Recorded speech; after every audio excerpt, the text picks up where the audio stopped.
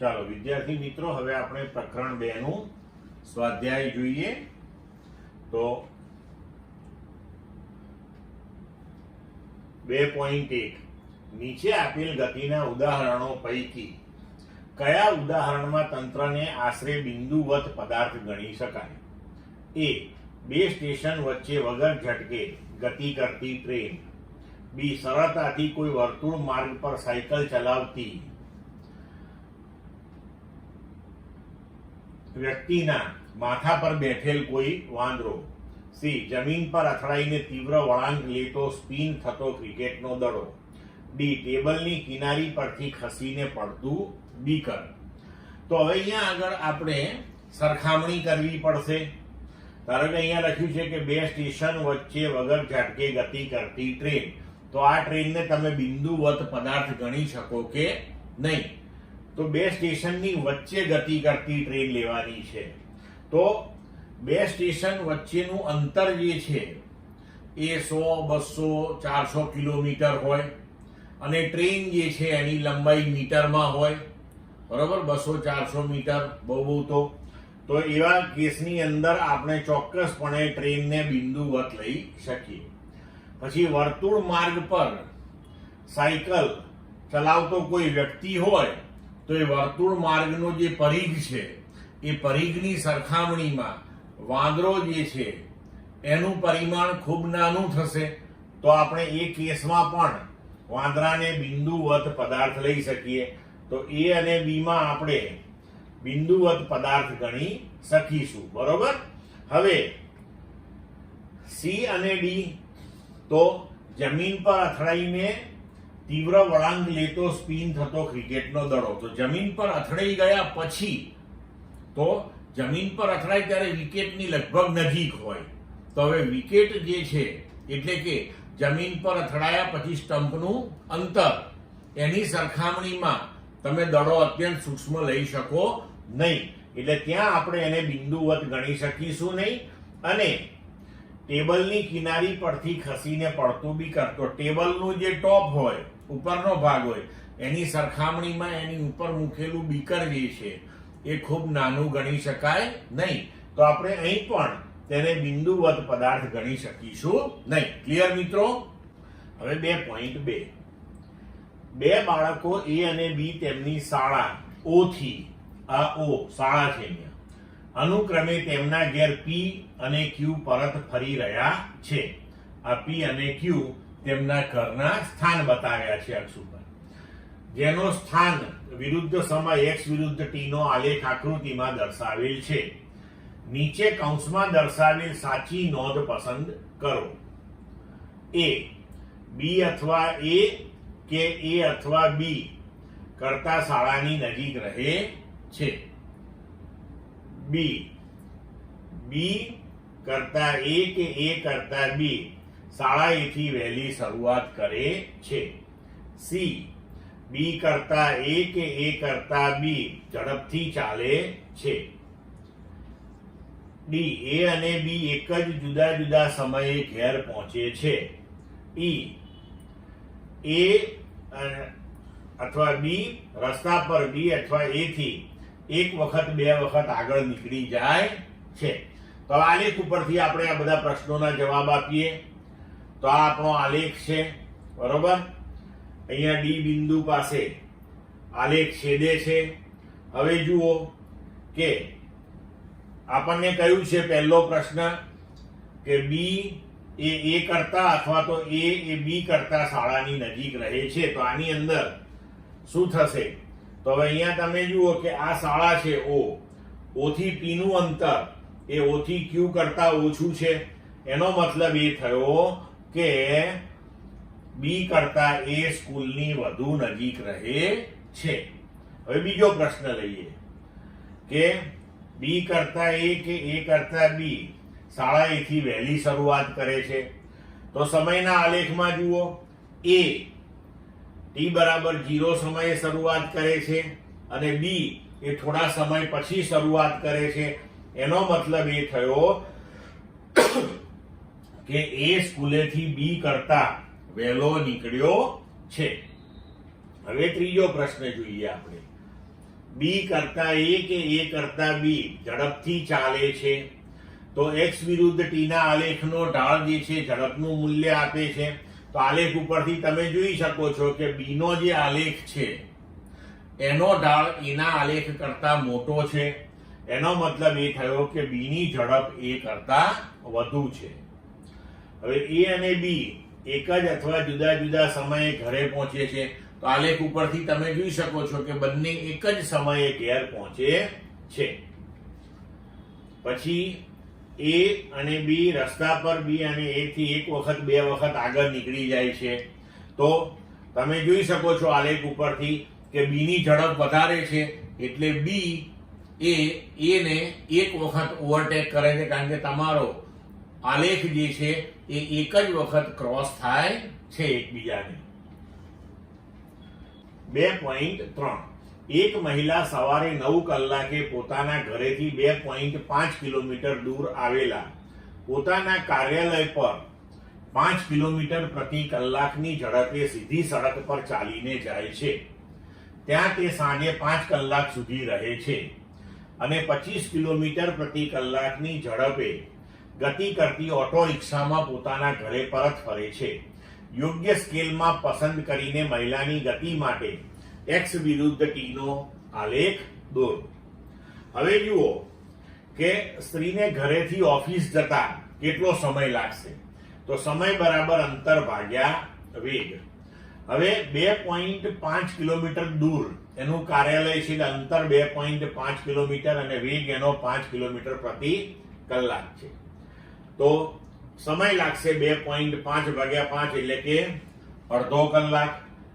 એટલે આપણે લખી શકીએ કે T1 બરાબર 30 મિનિટ. હવે આલેખમાં 9 વાગે એ ઘેર છે, તેનું ઘર જે છે એને આપણે x બરાબર 0 લઈએ અને 9:30 એ એની ઓફિસે પહોંચી ગઈ છે. ઓફિસ 2.5 કિલોમીટર દૂર છે. તો હવે આપણે આલેખની અંદર આ સ્થાન તમે જુઓ કે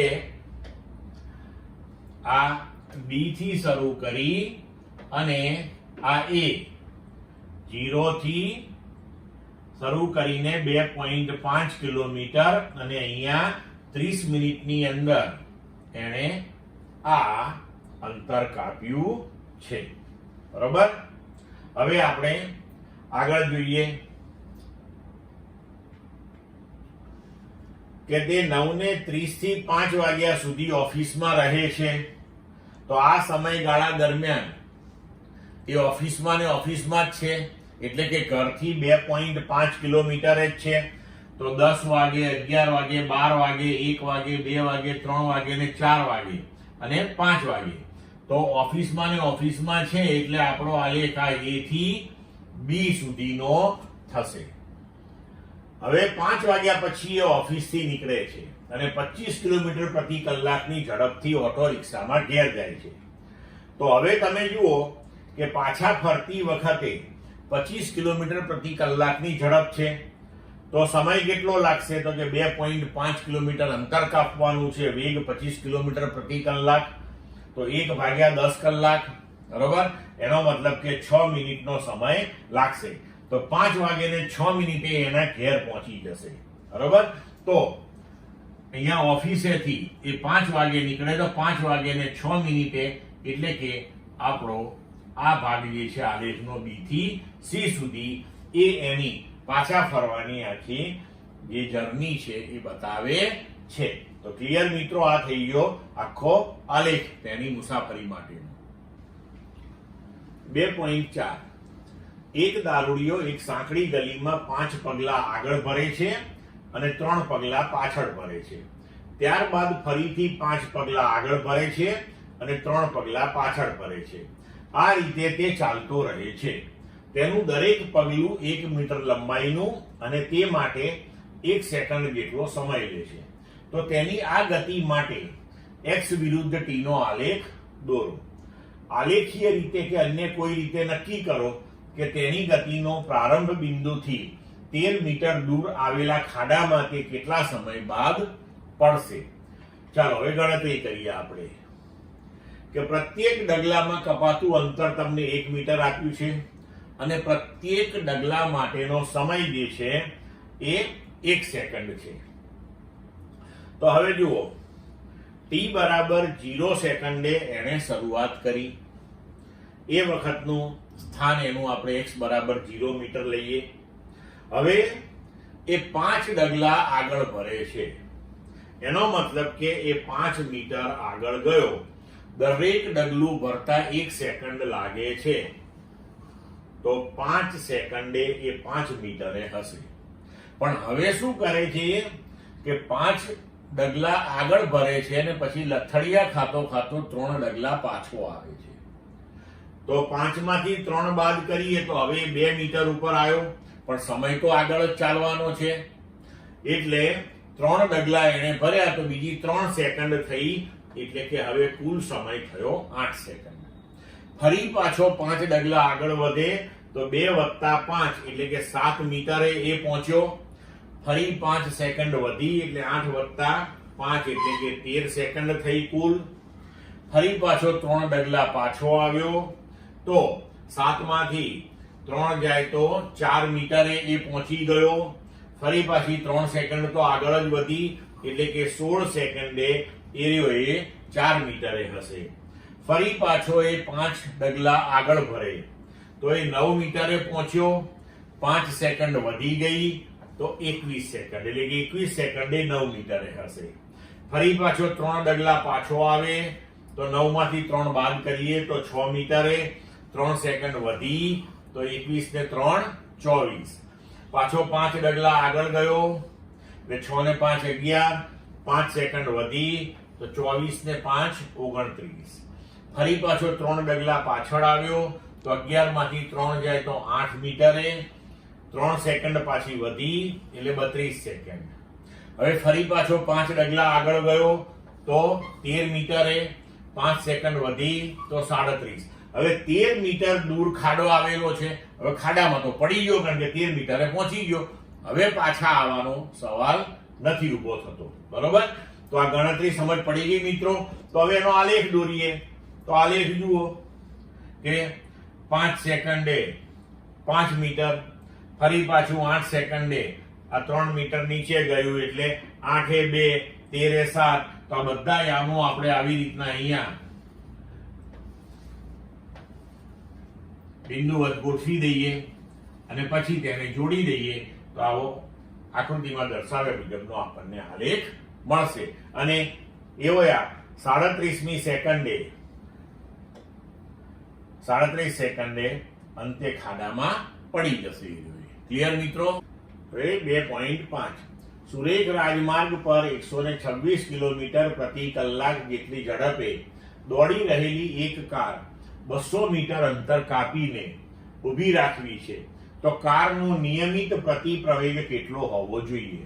કારને સ્થિર થવા માટે કેટલો સમય લાગશે? હવે જોઈએ કે પ્રારંભિક વેગ તમને 126 કિલોમીટર પ્રતિ કલાક આપ્યો છે. એને આપણે મીટર પર સેકન્ડમાં ફેરવીએ. કિલોમીટર એટલે 1000 મીટર, કલાક એટલે 3600 સેકન્ડ. તો આપણને મીટર પર સેકન્ડમાં વેગ મળ્યો 35 મીટર પર સેકન્ડ. હવે અંતિમ વેગ જ્યારે ઊભી રહે કાર તો સ્વાભાવિક છે એનો અંતિમ વેગ 0 આવ્યો અને એણે ઊભા રહેતા પહેલા કેટલું અંતર કાપ્યું તો કે 200 મીટર. હવે અચળ પ્રવેગ કેટલો અને થોભવા માટે કેટલો સમય લાગ્યો? આ બે વસ્તુ આપણે અહીંયા શોધવાની છે. તો સમીકરણ આપણે વાપરીએ v² - v02 બરાબર 2ad. તેના પરથી a બરાબર v² - v02 upon 2d લખાય. હવે બધા મૂલ્યો મૂકી દઈએ તો અંતિમ વેગ 0, પ્રારંભિક વેગ 35, એનો વર્ગ 2, અંતર કાપ્યું 200. તો હવે આને ઉકેલીશું તો આપણને જવાબ મળશે a બરાબર -3.06 મીટર પર સેકન્ડ સ્ક્વેર. અહીંયા જે ઋણ નિશાની આવી એ ઋણ નિશાની પ્રતિ પ્રવેગ દર્શાવે છે.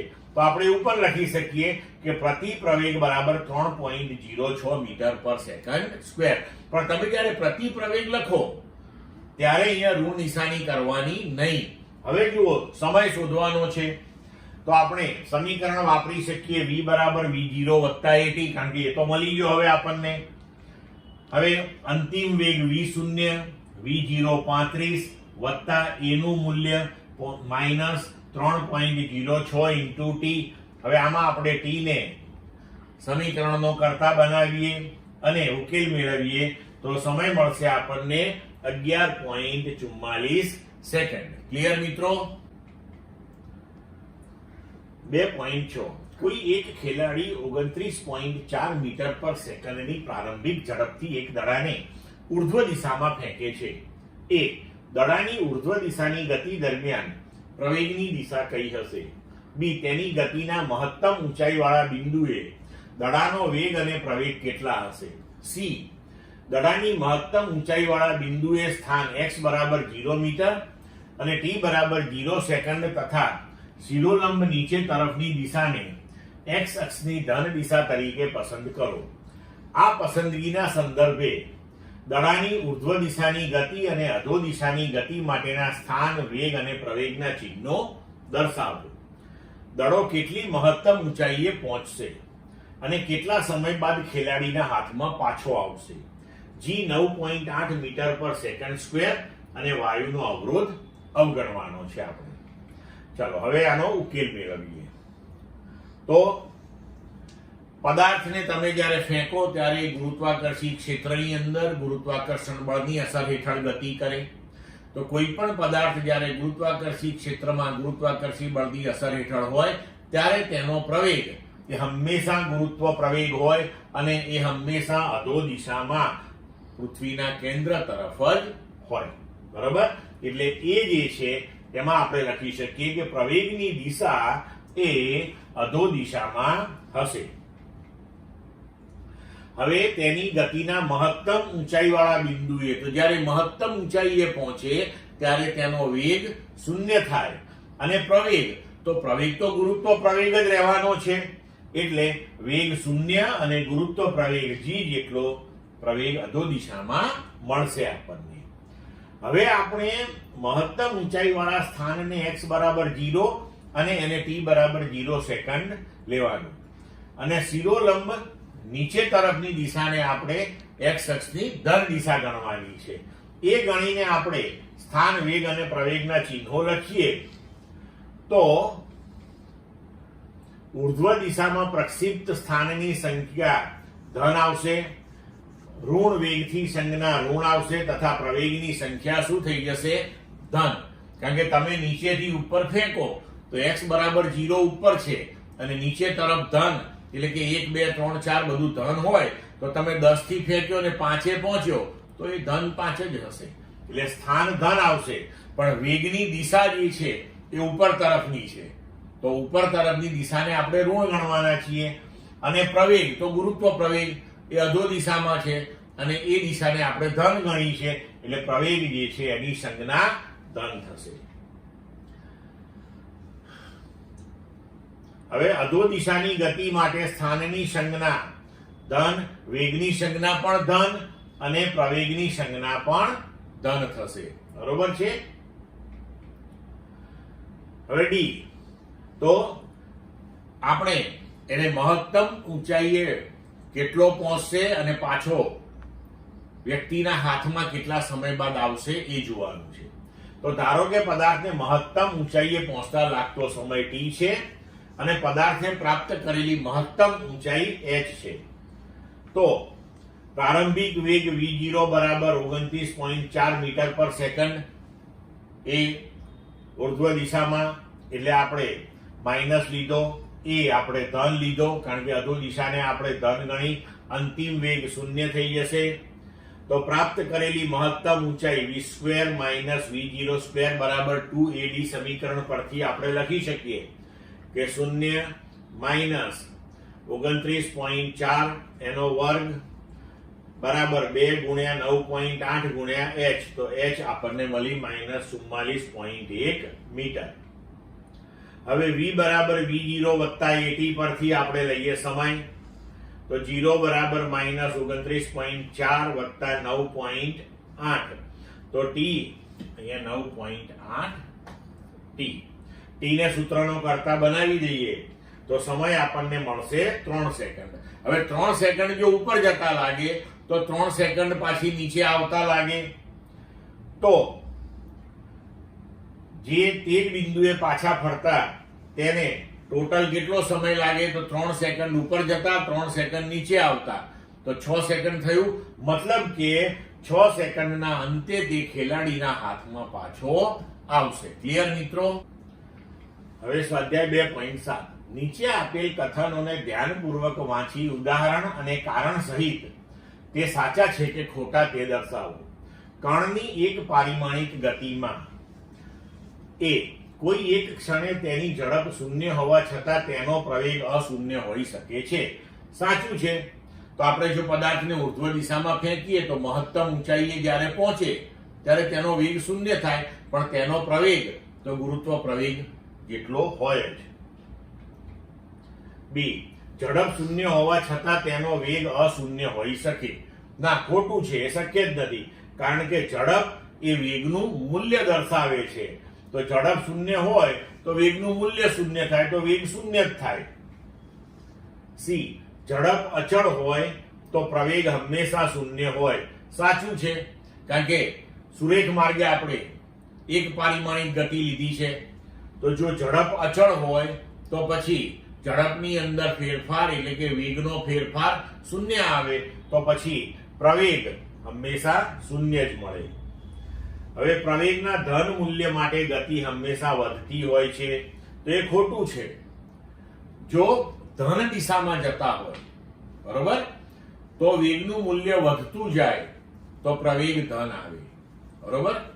પણ ઋણ દિશાની અંદર આપણે જોઈએ તો જો ઋણ દિશાની અંદર વેગ વધતો જાય તો ધારો કે -10 મીટર પર સેકન્ડનો અંતિમ વેગ છે અને પ્રારંભિક વેગ -5 મીટર પર સેકન્ડ છે. તો -10 -5 કરો તો વેગનો ફેરફાર આવ્યો -5 નો. તો એ વખતે પણ પાછો પ્રવેગ આપણને ઋણ મળ્યો, બરોબર છે. તો એ વખતે બી વેગ તો વધતો હતો, પણ ધારો કે ઋણ દિશાની અંદર આવી જ રીતના આપણે વિચારીએ કે એનો વેગ ઘટતો જાય, તો ઋણ દિશામાં વેગ ઘટે તો પ્રારંભિક વેગ ધારો કે મોટો છે અને પછી અંતિમ વેગ નાનો છે, તો પછી અહીંયા પરિસ્થિતિ એ આવશે કે અંતિમ માઇનસ તમે પ્રારંભિક કરશો તો ફેરફાર ધન આવશે, તો પાછો પ્રવેગ ધન મળશે. તો પ્રવેગ ધન આવ્યો તો એ વેગ ઘટતો આવ્યો, કારણ કે દિશા ઋણ હતી. એટલે પ્રવેગના ધન મૂલ્ય માટે ગતિ વધતી જ હોય હંમેશા એવું જરૂરી નથી, એટલે એ ખોટું છે. ચાલો હવે જોઈએ સ્વાધ્યાય 2.8 કોઈ એક દડાને 90 મીટરની ઊંચાઈ પરથી ફર્શ પર પડતો મૂકવામાં આવે છે. ફર્શ સાથેના પ્રત્યેક સંઘાત દરમિયાન દડો તેની મૂળ ઝડપના 10મા ભાગ જેટલી ઝડપ ગુમાવે છે. દડાને આ ગતિ માટે t બરાબર 0 થી t બરાબર 12 સેકન્ડ માટે ઝડપ સમયનો આલેખ દોરો. હવે જુઓ કે 90 મીટરની ઊંચાઈએથી આપણે એને પડતો મૂકીએ છીએ, એટલે પ્રારંભિક ઝડપ 0, h 90 મીટર, પ્રત્યેક અથડામણમાં ગુમાવેલી ઝડપ. તો અહીંયા આપણને કહ્યું છે કે મૂળ ઝડપના 10મા ભાગ જેટલી ઝડપ ગુમાવે છે. તો 1 ગુણ્યા જમીન પર અથડાતી વખતે પ્રાપ્ત કરેલી ઝડપ. હવે દડો જમીન પર અથડાય ત્યારે ધારો કે તેનો વેગ v1 હોય. આ પહેલી વખતની આપણે વાત કરીએ, જેવો છોડ્યો પછી જમીન પર અથડાય એ વખતે વેગ v1 છે. તો v1 square minus v0 square બરાબર 2gh સૂત્ર વાપરીએ. પ્રારંભિક વેગ 0, v1 સ્ક્વેર 2g 9.8 અને h 90. તો આપણે અહીંયા v1 ની ગણતરી કરીશું તો v1 આપણને મળશે 42 મીટર પર સેકન્ડ. હવે એને જમીન પર પહોંચતા લાગતો સમય આપણે ગણીએ, કારણ કે આપણે 12 સેકન્ડ સુધી આ બધી પ્રક્રિયાઓ સમજવાની છે. તો d બરાબર v0t વત્તા હાફ gt સ્ક્વેર પરથી આપણે h બરાબર half g t1 square, t1 ને સૂત્રનો કરતા બનાવીએ, √2h/g કિંમતો મૂકી અને સમય ગણીએ તો સમય થયો 4.28 સેકન્ડ. એટલે આપણે દડાને 90 મીટરેથી છૂટો મૂકી દીધો. એ જમીન પર અથડાયો ત્યારે તેનો વેગ 42 મીટર પર સેકન્ડ થયો અને એ જમીન પર 4.28 સેકન્ડે અથડાયો. હવે જમીન સાથે પ્રથમવાર અથડામણ અનુભવી ને એ પાછો ઉછળે એ વખતનો વેગ આપણે v2 લઈએ તો v2 કેટલો હોય તો કે અથડામણ વખતનો જે વેગ છે એના 10મા ભાગનો વેગ ઓછો થઈ જાય છે. તો v2 બરાબર v1 માઇનસ 10% ઓફ v1. તો v1 42 હતો, એનો 10મો ભાગ અથવા તો 10% એટલે 4.2 એટલે 37.8 મીટર પર સેકન્ડ. એટલે હવે દડો જમીન પરથી 37.8 મીટર પર સેકન્ડની ઝડપથી પાછો ઉપર જશે. હવે પ્રથમ અથડામણ અનુભવીને પાછો ફરતો દડો જે છે એ ધારો કે h1 જેટલી ઊંચાઈ પ્રાપ્ત કરે છે તો h1 બરાબર v2 સ્ક્વેર બાય 2g. તો કિંમતો મૂકી દઈએ આપણે તો 72.9 મીટર ઊંચો જશે. હવે 72.9 મીટરથી પાછો નીચે પડશે તો હવે દડો ફરી પાછો જમીન પર અથડાય ત્યારે તેનો વેગ v3 હોય, એનું સ્થાનાંતર થવાનું શૂન્ય જમીન પર અથડાશે એટલે તો v3 square minus v2 square બરાબર 2g h0 થશે. તો જે વેગથી એ અથડાઈને પાછો આવ્યો હતો એ જ વેગથી ફરી પાછો એ નીચે અથડાશે 37.8 મીટર પર સેકન્ડ. હવે નીચેથી ઉપર જતા એને જે સમય લાગ્યો અથવા તો બે ક્રમિક અથડામણ વચ્ચેનો કુલ સમય આપણે લઈ લઈએ તો 0 બરાબર v2 t2 વત્તા half minus g t2 square. અહીંયા નીચે અથડાયો એટલે આપણે h0 લીધું તો નીચેથી ઉપર ગયો અને ઉપરથી પાછો નીચે આવ્યો તો ક્રમિક અથડામણ વચ્ચેનો કુલ સમય આપણે t2 તરીકે લીધો તો 0 એની પ્રારંભિક ઝડપ હતી 37.8 t2 માઇનસ 9.8 ભાગ્યા 2 t2 સ્ક્વેર. જો આને આપણે ઉકેલીએ તો આપણને t2 મળશે 7.714 સેકન્ડ. હવે t1 વત્તા t2 સમય લઈ લઈએ તો એ લગભગ આપણે 12 સેકન્ડ આવી ગયું. તો આપણે 12 સેકન્ડ સુધીનો જ આલેખ તૈયાર કરવાની વાત હતી. તો હવે આલેખ આવો થશે કે t બરાબર 0 સમયે આપણે એને છોડી દીધો, બરોબર છે. તો એ જ્યારે નીચે અથડાયો ત્યારે તેનો વેગ 42 મીટર પર સેકન્ડ હતો. જેવો અથડાયો એવો તરત જ એનો વેગ 4.2 એટલે કે એના 10% ઘટી ગયો એટલે આલેખ આપણે આવો નીચે લઈ ગયા. એ વખતે 4.3 સેકન્ડ પસાર થઈ ચૂકી હતી. હવે 37.8 મીટર પર સેકન્ડ થી એ પાછો ઉપરની તરફ ગયો. હવે જેમ જેમ ઉપર જતો ગયો, બરોબર છે, એમ એનો વેગ ઘટતો ગયો અને 8.2 સેકન્ડે એનો વેગ શૂન્ય થઈ ગયો, મહત્તમ ઊંચાઈએ પહોંચી ગયો 72.9. ત્યારબાદ ફરી પાછો નીચે પડ્યો તો ફરી પાછો નીચે પડ્યો અને જેમ જેમ ઉપર ગયો, બરોબર છે, એમ ફરી પાછો આપણે આલેખ તૈયાર કર્યો. તો આ એની અપવર્ડ મોશન શૂન્ય થઈ ગયો. હવે પાછી ડાઉનવર્ડ મોશન, બરોબર છે.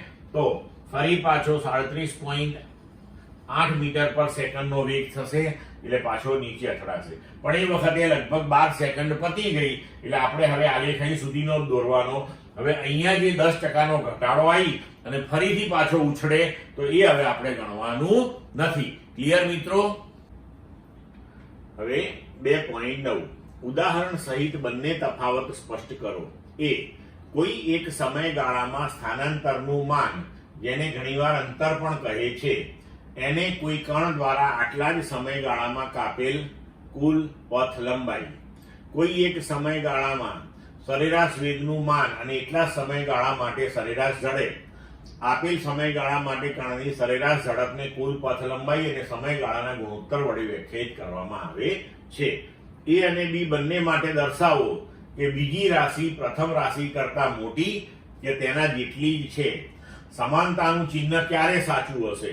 સરળતા માટે ગતિને એક પારિમાણિક ગતિ લો. હવે આગળ વધીએ આપણે. જુઓ તો ગતિમાન પદાર્થના આપેલ સમયગાળામાં સ્થાનાંતરનું મૂલ્ય એ કણના પ્રારંભિક સ્થાન અને અંતિમ સ્થાન વચ્ચેનું લઘુત્તમ અંતર છે, જ્યારે પથ લંબાઈ એ આપેલ સમયગાળામાં કણે કાપેલું કુલ અંતર છે. તો આપણે આ સ્થાનાંતર અને પથ લંબાઈ આ થિયરીની અંદર આ વ્યાખ્યા ભણી ગયા હતા. હવે ધારો કે અહીંયા આપણે કોઈ પદાર્થ t સમયમાં a થી b પર ગતિ કરીને જાય, તો આ માટે સ્થાનાંતર a થી b થયું, પથ લંબાઈ પણ a થી b થઈ. તો આ કેસની અંદર સ્થાનાંતર અને પથ લંબાઈ સમાન થઈ ગઈ. હવે જો સ્થાનાંતર અને પથ લંબાઈ સમાન થાય તો સરેરાશ વેગ અને સરેરાશ ઝડપ પણ સમાન થશે. પણ હવે ધારો કે આપણે પદાર્થ a થી b પરથી c સુધીની ગતિ t સમયમાં કરી એવું વિચારી લઈએ, તો આ ગતિ માટે સ્થાનાંતર કેટલું થશે? તો કે a થી c સુધીનું. બરોબર? તો a થી b ગયો અને b થી c પાછો આવ્યો, તો અંતિમ સ્થાન c અને પ્રારંભિક a, તો સ્થાનાંતર થશે ac. પણ પથ લંબાઈ કેટલી થશે? તો કે ab વત્તા bc. તો હવે આ કેસની અંદર સ્થાનાંતર એ પથ લંબાઈ કરતા નાનું થશે, તો સરેરાશ વેગ પણ સરેરાશ ઝડપ કરતા નાનો થશે આ કિસ્સાની અંદર. તો અહીં આપણે જોઈ શકીએ છીએ કે જ્યારે એક જ દિશામાં ગતિ હોય સુરેખ પથ પર, તે કેસમાં સરેરાશ વેગ, સરેરાશ ઝડપ અને સ્થાનાંતર અને પથ લંબાઈ સમાન થાય, બાકી કોઈ કિસ્સામાં થઈ શકે નહીં. ક્લિયર મિત્રો? 2.10 એક વ્યક્તિ સુરેખ માર્ગે 5 કિલોમીટર પ્રતિ કલાકની ઝડપે તેના ઘરેથી 2.5 કિલોમીટર દૂર આવેલા માર્કેટમાં જાય છે, પરંતુ માર્કેટને બંધ જુએ છે. તે તરત જ 7.5 કિલોમીટર પ્રતિ કલાકની ઝડપે ઘરે પાછો ફરે છે. તો એ સરેરાશ વેગનું માન અને બી સમયગાળા 1 0 થી 30 મિનિટ, 2 0 થી 50 મિનિટ, 3 0 થી 40 મિનિટ માટે વ્યક્તિની સરેરાશ ઝડપ કેટલી હશે? હવે જુઓ કે પહેલા આપણે 0 થી 30 મિનિટના સમયગાળા માટે ગણતરી કરીએ. તો ઘરેથી બજાર જતા કાપેલું અંતર કેટલું છે? 2.5 કિલોમીટર. અને ઘરેથી બજાર જતા ઝડપ કેટલી છે? 5 કિલોમીટર પ્રતિ કલાક. તો બજારમાં જતા લાગતો સમય બરાબર અંતર ભાગ્યા વેગ, તો એ થશે 2.5 ભાગ્યા 5 એટલે કે અડધો કલાક, એટલે કે 30 મિનિટ. તો હવે સરેરાશ વેગનું મૂલ્ય સ્થાનાંતર ભાગ્યા સમય, તો 2.5 ભાગ્યા 0.5 એટલે 5 કિલોમીટર પ્રતિ કલાક. અને સરેરાશ ઝડપ પણ એટલી જ થશે, કારણ કે સુરેખ માર્ગે એક જ દિશામાં જઈ રહ્યો છે. તો 2.5 ભાગ્યા 0.5 એટલે 5 કિલોમીટર પ્રતિ કલાક. હવે 0 થી 50 મિનિટ જોઈએ. તો એણે જોયું કે માર્કેટ બંધ છે, તો પાછા વળતા જે ઝડપ છે એની એ 7.5 કિલોમીટર પ્રતિ કલાકની છે. તો પાછા ઘર તરફ આવતી વખતનો વેગ 7.5 કિલોમીટર પ્રતિ કલાક. ઘરે પાછા પરત આવતી વખતે કાપેલું અંતર 2.5. તો હવે પાછા આવતી વખતે જે 2.5 કિલોમીટર અંતર કાપ્યું એના માટેનો સમય કેટલો? તો સમય બરાબર અંતર ભાગ્યા ઝડપ, એટલે 1/3 કલાક થયું. તો એને 20 મિનિટ આપણે કહી શકીએ. તો મુસાફરી પૂર્ણ કરતા લાગતો સમય કેટલો થયો? તો ઘેરથી માર્કેટ જતા 30 મિનિટ આપણે અહીંયા ગણી હતી, માર્કેટથી પાછા ઘેર આવતા એને 20 મિનિટ થઈ અહીંયા ગણ્યું. તો આ મુસાફરી પૂર્ણ કરતા એને કુલ સમય લાગ્યો 50 મિનિટ. બરોબર? તો 50 મિનિટ એટલે 5/6 કલાક. હવે વ્યક્તિએ કરેલું સ્થાનાંતર કેટલું? તો 2.5 ગયો ને 2.5 પાછો આવ્યો, તો સ્થાનાંતર થયું 0. તો સરેરાશ વેગનું મૂલ્ય થઈ ગયું 0.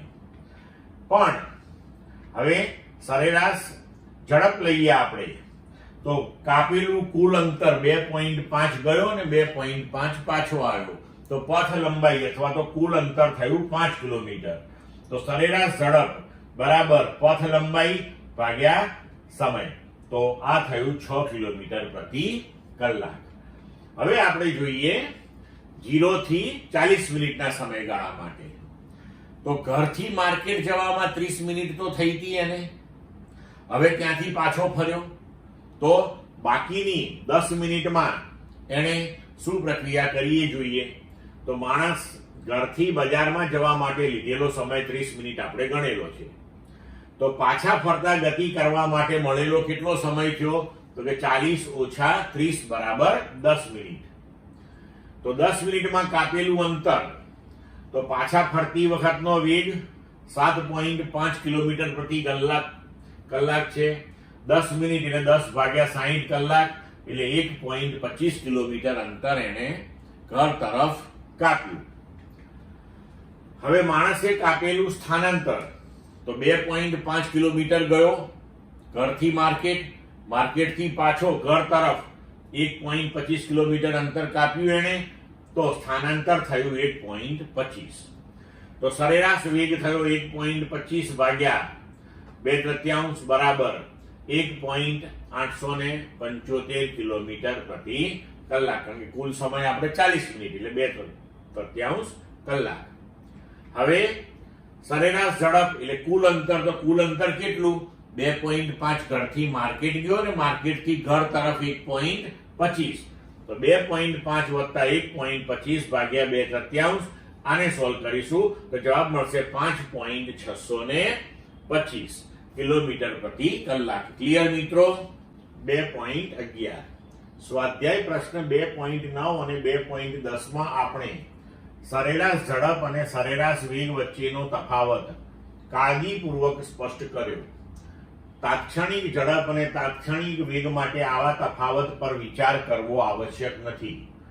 તાત્ક્ષણિક ઝડપ હંમેશા તાત્ક્ષણિક વેગના માન જેટલી હોય છે. શા માટે? તો ગતિ કરતા કણની ચોક્કસ ક્ષણના વેગને આપણે તાત્ક્ષણિક વેગ કહીએ છીએ.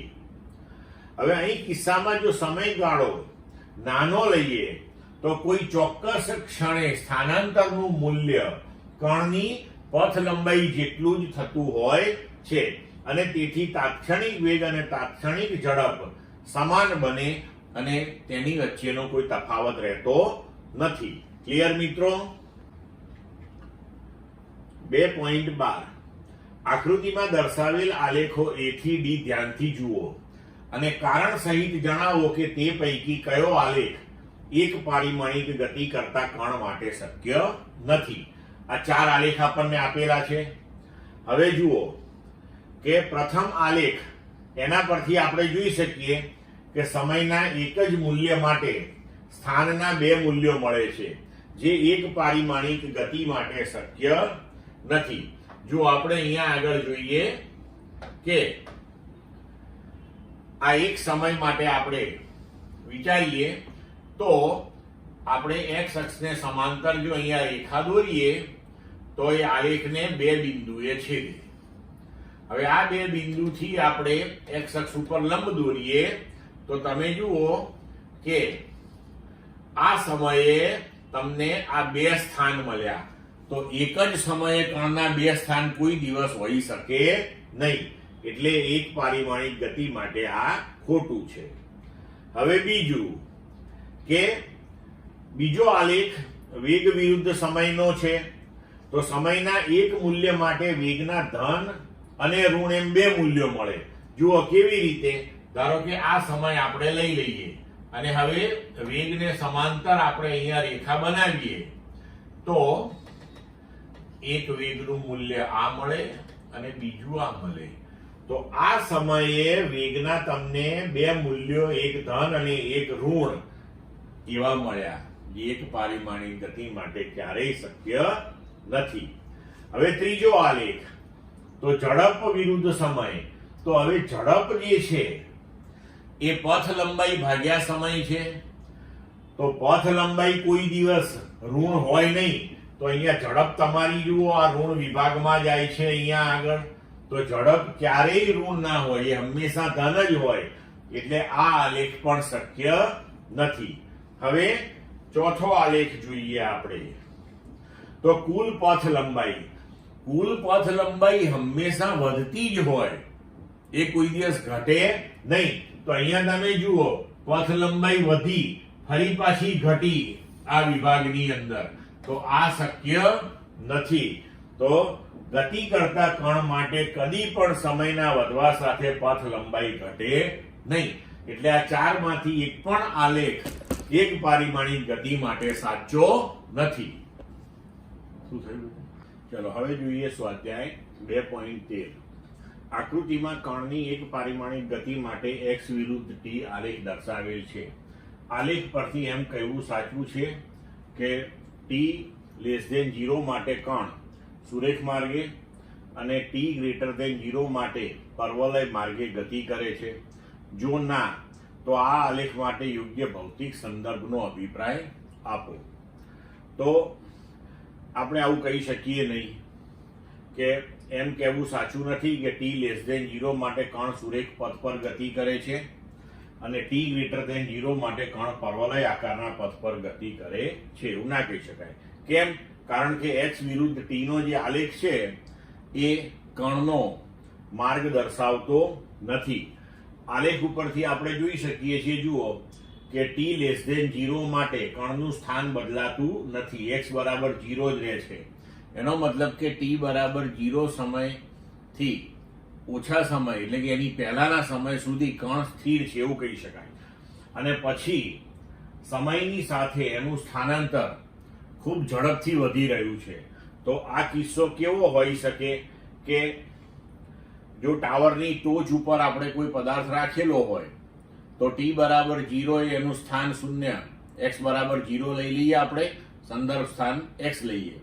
હવે જો એને છોડી મૂકીએ તો દરેક સેકન્ડે તેના સ્થાનાંતરની અંદર વધારો મોટો ને મોટો થતો જશે. તો એ આલેખ આ પ્રકારનો હોઈ શકે છે. ક્લિયર મિત્રો? હવે સ્વાધ્યાય 2.14. કોઈ એક રાજમાર્ગ પર 30 કિલોમીટર પ્રતિ કલાકની ઝડપે દોડતી પોલીસ વાનમાંથી તેની દિશામાં 192 કિલોમીટર પ્રતિ કલાક ઝડપે દોડી રહેલી ચોરની કાર પર ગોળીઓ છોડવામાં આવે છે. જો બંદૂકની નળીમાંથી નીકળતી ગોળીની ઝડપ 150 કિલોમીટર પ્રતિ કલાક હોય તો ગોળી એ ચોરની કારને કઈ ઝડપે અથડાશે? તો હવે જુઓ, પોલીસની કારનો વેગ એને વીપી કહીએ, 30 કિલોમીટર પ્રતિ કલાક, એને મીટર પર સેકન્ડમાં ફેરવીએ તો 25/3 મીટર પર સેકન્ડ. ચોરની કારનો વેગ વીટી કો, થીફ, તો એના બરાબર 192 કિલોમીટર પ્રતિ કલાક, તો 192 ગુણ્યા 1000/3600 એટલે 160/3 મીટર પર સેકન્ડ. હવે બંદૂકમાંથી છોડેલી ગોળી જે છે એનો વાસ્તવિક વેગ આપણે 150 મીટર પ્રતિ સેકન્ડ છે. હવે 150 મીટર પ્રતિ સેકન્ડ થી આપણે ગોળીને છોડી છે, બરોબર? તો હવે એ કેસની અંદર એ ગાડીની અંદરથી આપણે છોડી છે, એટલે કે પોલીસ વાનની ઝડપ જે હતી એ તો એની અંદર પાછી એડ થઈ જ જશે.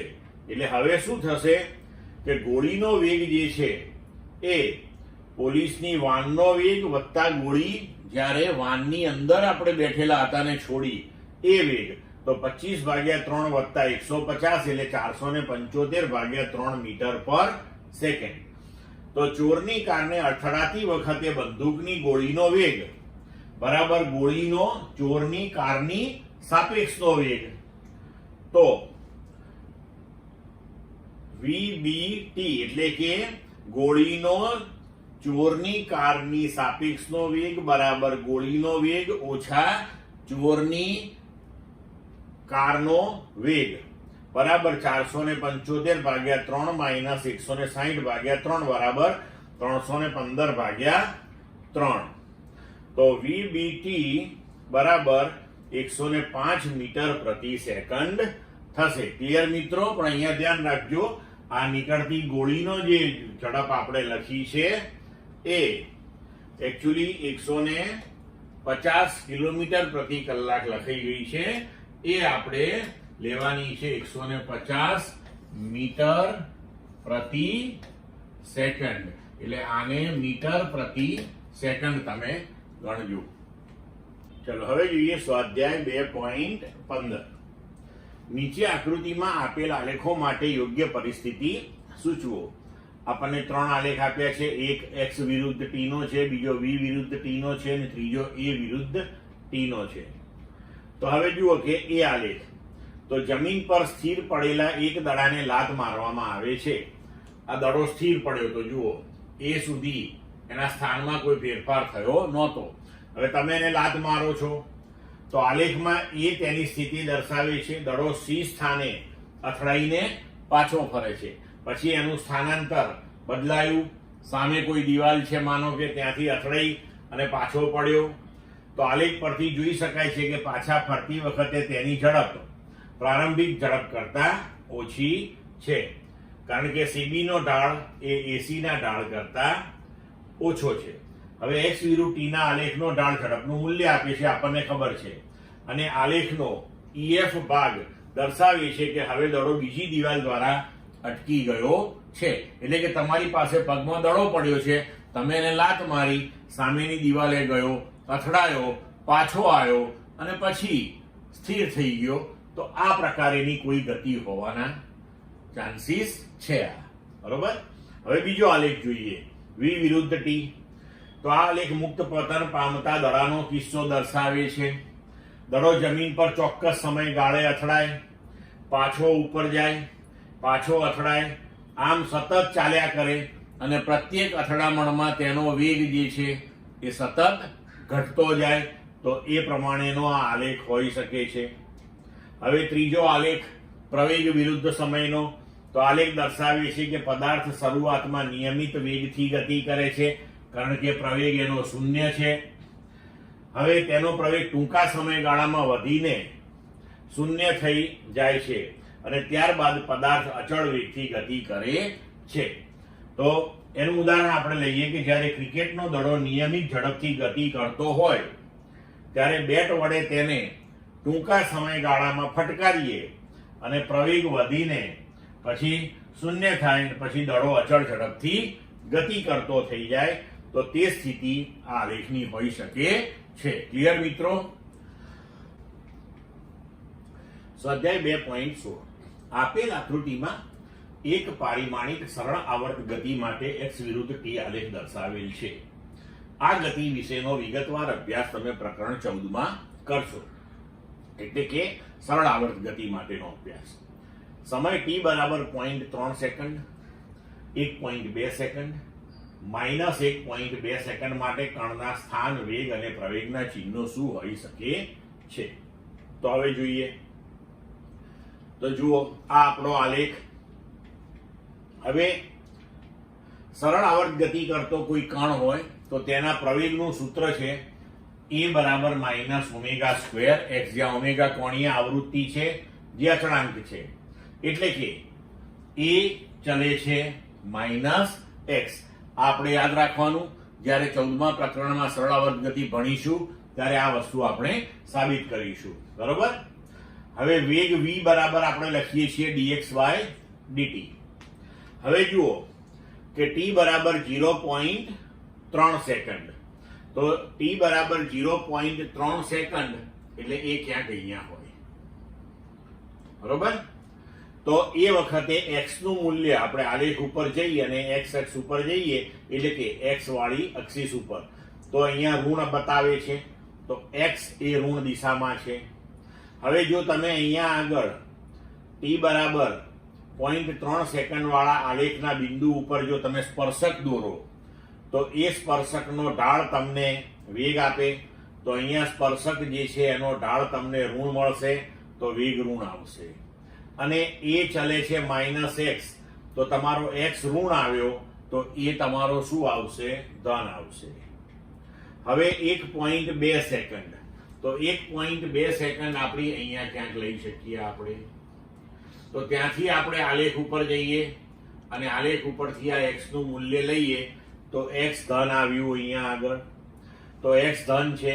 હવે આલેખ પર આ બિંદુએ તમે સ્પર્શક દોરો, તો એ સ્પર્શક જે છે એનો ઢાળ તમારો ધન આવશે, એટલે કે વેગ ધન મળશે તમને. હવે જો તમારું x ધન આવ્યું તો એ ચલે છે -x, તો x ધન, તો એ તમારો ઋણ થશે. હવે t બરાબર -1.2 સેકન્ડ, તો -1.2 સેકન્ડ એટલે બિંદુ અહીંયા ક્યાંક લઈ શકાય આપણે. ત્યાંથી આલેખ ઉપર જઈએ અને x નું મૂલ્ય લઈએ આપણે, તો ઋણ આવ્યું. હવે x ઋણ આવ્યું. અહીંયા જો તમે સ્પર્શક દોરો આલેખના આ બિંદુ પાસે, તો એનો ઢાળ ધન આવશે, એટલે કે તમારો વેગ ધન આવશે. હવે સ્થાન તમારું જે છે ઋણ છે, તો પછી ફરીથી તમારો પ્રવેગ પણ કેવો આવશે? ધન આવશે. ક્લિયર મિત્રો? સ્વાધ્યાય 2.17. આપેલ આકૃતિમાં એક પરિમાણિક ગતિ કરતા કણ માટેનો x વિરુદ્ધ t આલેખ દર્શાવેલ છે, જેમાં 3 સમાન સમયગાળા દર્શાવેલ છે. કયા સમયગાળા માટે સરેરાશ ઝડપ સૌથી વધુ અને કયા સમયગાળા માટે તે સૌથી ઓછી હશે? દરેક સમયગાળાને અનુરૂપ સરેરાશ વેગના ચિહ્નો આપો. હવે જુઓ કે સમયના સૂક્ષ્મ ગાળા માટે x વિરુદ્ધ t ના આલેખનો ઢાળ એ સૂક્ષ્મ ગાળા માટે સરેરાશ વેગનું મૂલ્ય આપે છે. હવે આ ત્રણેય ગાળા જે આપણને દર્શાવ્યા છે એ ત્રણેય સમયગાળા સમાન છે. તો તમે આલેખ ઉપર જોઈ શકો છો કે આ જે ત્રીજો સમયગાળો છે એમાં જે આલેખ છે, આ જે સુરેખા, બરોબર, તો એનો ઢાળ એ આ એક ગાળા અને બે ગાળામાં આપેલા ઢાળ એના કરતા સૌથી વધારે આવશે. તો ત્રીજા ગાળામાં x વિરુદ્ધ t ના આલેખનો ઢાળ વધારે છે, એટલે સરેરાશ વેગ ત્યાં સૌથી વધારે હશે. હવે બીજા ગાળાની અંદર સરેરાશ વેગ સૌથી ઓછો હશે, કારણ કે બીજા ગાળાની અંદર આ જે ભાગ સુરેખા છે એનો t એક્સિસ સાથેનો ખૂણો જે છે સૌથી નાનો બનશે, બરોબર. અને પહેલા ને બીજા ગાળાની અંદર સરેરાશ વેગના મૂલ્યો, કારણ કે આ બંને આલેખ જે છે ઉપરની તરફ બતાવે છે, તો એનો ઢાળ જે છે ધન આવશે, એનો સરેરાશ વેગ ધન આવશે. આ આલેખ નીચે તરફ જઈ રહ્યો છે, તો એનો ઢાળ તમારો ઋણ આવશે, એટલે ત્રીજા ગાળાની અંદર સરેરાશ વેગ તમને ઋણ મળશે, જ્યારે પહેલા બે ની અંદર તમને ધન મળશે. સમજ પડી ગઈ મિત્રો? સ્વાધ્યાય 2.18. આકૃતિમાં દર્શાવ્યા મુજબ અચળ દિશામાં ગતિ કરતા કણ માટે ઝડપ વિરુદ્ધ સમયનો આલેખ દર્શાવેલ છે, જેમાં 3 સમાન સમયગાળા દર્શાવેલા છે, 1, 2 અને 3. કયા સમયગાળા માટે સરેરાશ પ્રવેગનું માન વધુ હશે? કયા સમયગાળા માટે સરેરાશ ઝડપ સૌથી વધુ હશે? પદાર્થની અચળ ગતિની દિશાને ધન દિશા તરીકે પસંદ કરી ત્રણેય સમયગાળાને અનુરૂપ v અને a ના ચિહ્ન જણાવો. a, b, c અને d બિંદુ પર પ્રવેગ શું હશે? તો હવે જુઓ કે આપણે જાણીએ છીએ કે ઝડપ વિરુદ્ધ સમયનો આલેખ છે, તો સૂક્ષ્મ ગાળા માટે આલેખનો ઢાળ જે છે આપણને તે સૂક્ષ્મ ગાળા માટેનો સરેરાશ પ્રવેગ આપશે. હવે અહીં આપણે જોઈ શકીએ છીએ કે બીજા ગાળાની અંદર આ જે આપણો આલેખ બને છે અહીંયા આટલો, એનો ઢાળ એ a અને d માં બનતા આલેખ કરતા સૌથી વધારે હશે, તો તેથી ત્યાં સરેરાશ પ્રવેગનું મૂલ્ય તમને મહત્તમ મળશે. હવે આપણે આગળ વધીએ તો આપણને કહ્યું છે કે કયા સમયગાળા માટે સરેરાશ ઝડપ સૌથી વધુ હશે. તો ઝડપ વિરુદ્ધ સમયનો આલેખ આપ્યો છે, તો તમે આ ત્રીજો સમયગાળો છે એના માટે ઝડપ તમને મહત્તમ મળશે. આલેખ ઉપરથી તમે જોઈ શકો છો, બરોબર છે. અને હવે અહીંયા આગળ ડી બિંદુએ તમે જો આ રીતનો આલેખ લેવા જશો, આટલો ભાગ, તો એ સમય એક્સિસને સમાંતર મળે છે, તો એ કેસની અંદર તમને ઢાળ 0 મળશે, એટલે પ્રવેગ 0 મળશે. હવે આપણે ત્રણેય સમયગાળાને અનુરૂપ v અને a ના ચિહ્નો લખવાના છે. તો પ્રથમ ગાળામાં v વિરુદ્ધ t ના આલેખનો ઢાળ, એટલે કે જુઓ રેખા આ પ્રમાણે છે, તો થીટા એનો t સાથેનો ધન હશે, તો પ્રવેગ ધન થશે, બરોબર. અને ઝડપ પણ આપણે જોઈ શકીએ છીએ કે અહીંયા ઉપર તરફ આ બાજુએ ધન મળે છે, એટલે એ અને વી બંને ધન હશે. હવે બીજા ગાળાની અંદર તો ઢાળ જે છે એ આલેખનો ઋણ મળે છે, એટલે પ્રવેગ ઋણ હશે, પણ ઝડપ તો તમને ધન જ મળે છે.